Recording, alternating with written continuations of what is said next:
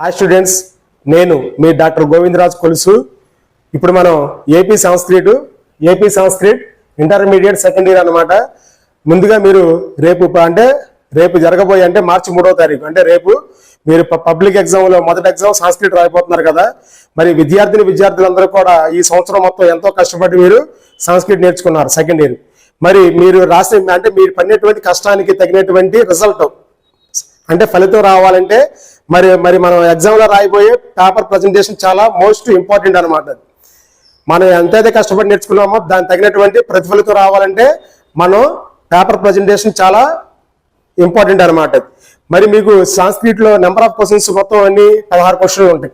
ఆ 16 క్వశ్చన్లు ఏ క్వశ్చన్ ఎన్ని పేజీల్లో రాయాలి, ఎలా రాయాలి, పేపర్ ప్రజెంటేషన్ ఎలా రాయాలి అనేది ఇప్పుడు ఈ వీడియోలో మీరు ఇప్పుడు చూద్దరు. కానీ అట్లాగే నేను చూపిస్తాను మీకు ఈ వీడియోలో.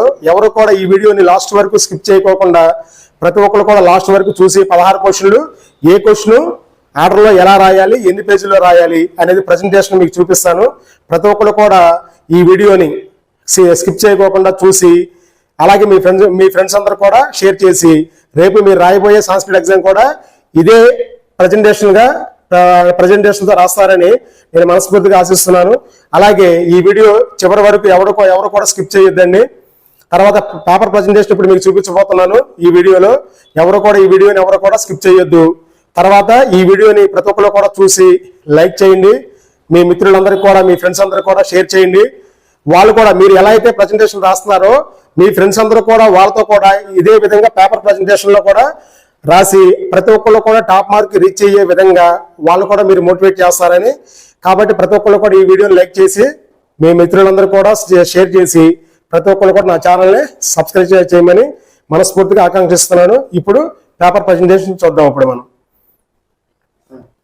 హాయ్ స్టూడెంట్స్, ముందుగా సంస్క్రిట్ పేపర్ ప్రజెంటేషన్లో ముందు క్వశ్చన్ నెంబర్ 1 ఇది వచ్చేప్పటికి మనకి ప్రతిపదార్థ అంటే వర్డ్ మీనింగ్స్ అనమాట. ముందుగా ఇలా క్వశ్చన్ పేపర్లో పోయం రాయాల్సి ఉంటుంది అనమాట. తర్వాత వచ్చేపాటికి మనం ఆన్సర్ కానీ పెట్టి కవిపరిచయం రాసి ఇది ఈ విధంగా రాయాల్సి ఉంటుంది అనమాట. నెక్స్ట్ పదవిభాగం, అన్వయక్రమం, ప్రతిపదార్థం అని చెప్పి ఇలా రాయాల్సి ఉంటుంది ఫస్ట్ పేజీలో.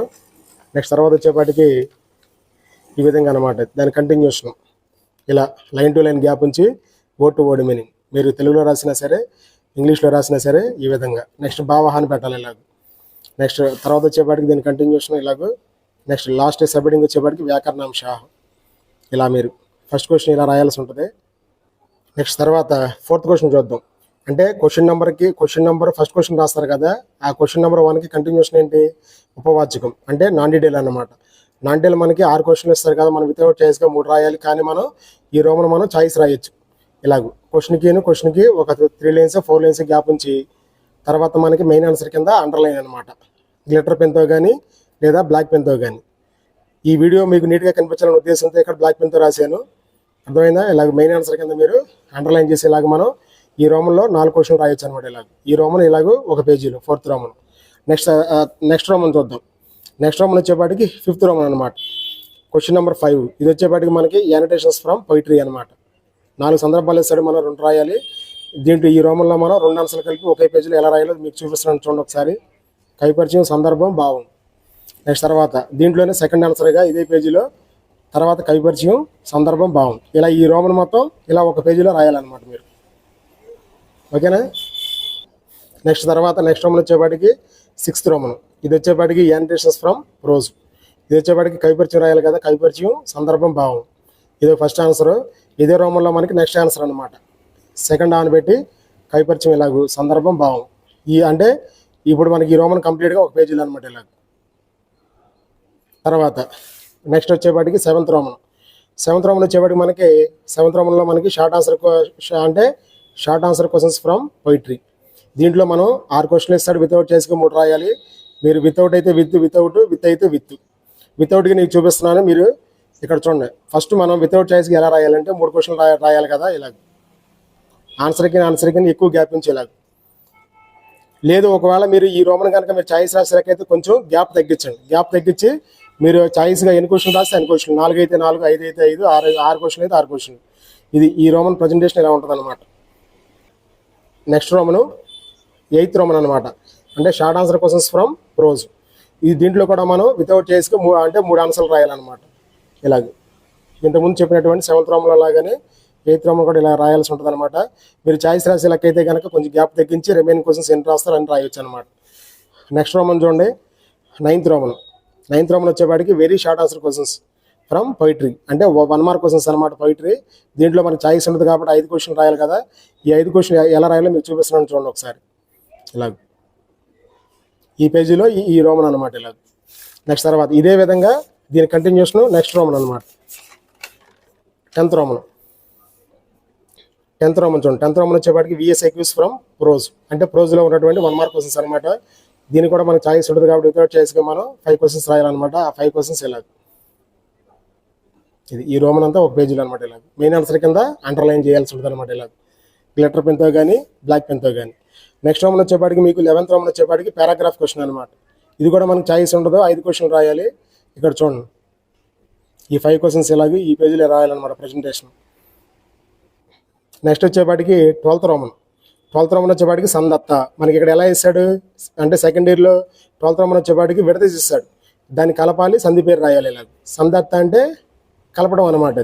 అంటే ఆడిచ్చిన క్వశ్చన్ని మనం కలిపి సంధి పేరు రాయాలన్నమాట. ఈ రోమన్ చూడండి మనం ఎలా రాయాలో.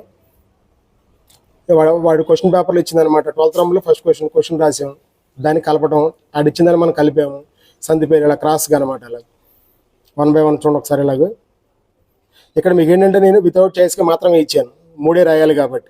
మీరు 6 రాసే లెక్క అయితే కొంచెం గ్యాప్ తగ్గించి 6 రాసుకోవచ్చు అనమాట. 4 రాస్తే 4, 5 రాస్తే 5, 6 అయితే 6, లేదు 3 అయితే కనుక ఇలా రాయండి.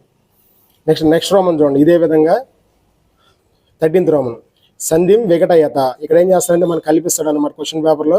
వీటిని మనం విడదీయాలి, విడదీసి సంధి పేరు రాయాలి. వాడిచ్చి కల్పిస్తాడు, వాటిని మనం విడదీసి సంధి పేరు ఇలాగ. ఇంతకుముందు రోమన్ లాగానే ఈ రోమన్ కూడా ఇలాగే రాయాల్సి ఉంటుంది అనమాట.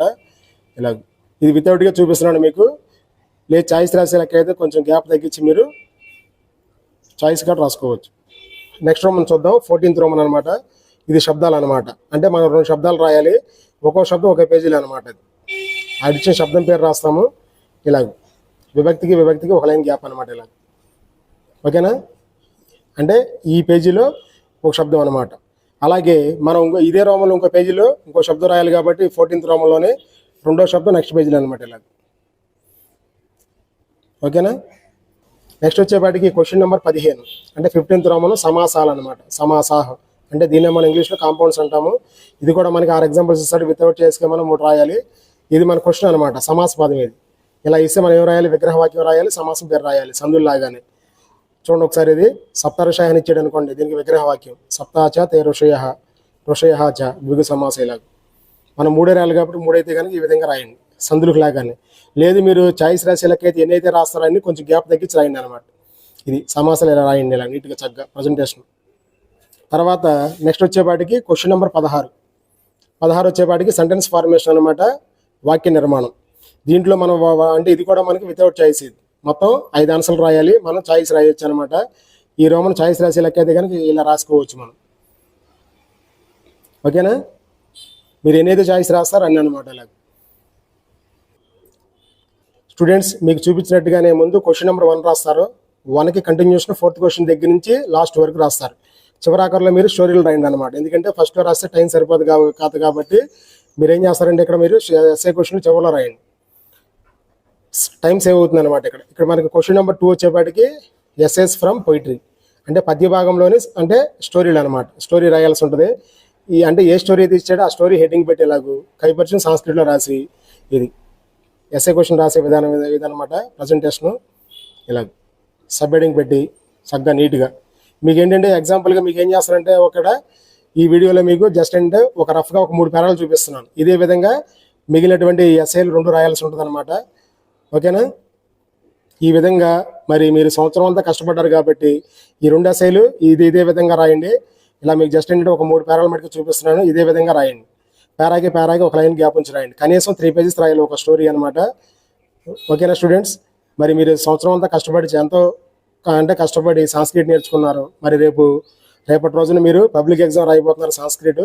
మరి ఈ విధంగా మీరు పడినటువంటి కష్టానికి తగినటువంటి ప్రతిఫలితం రావాలంటే అంటే రిజల్ట్గా అంటే టాప్ మార్క్, ప్రతి ఒక్కరు కూడా టాప్ మార్కు రీచ్ అవ్వాలంటే మరి మీరు కష్టపడి నేర్చుకున్న దాన్ని మరి ఎంతో ఇష్టంగా చాలా ప్రజెంటేషన్ ఎక్సలెంట్గా రాసి మీరు అనుకున్నటువంటి టాప్ మార్క్ రీచ్ అవుతారని ప్రతి ఒక్కళ్ళని కూడా మనస్ఫూర్తిగా ఆశిస్తున్నాను.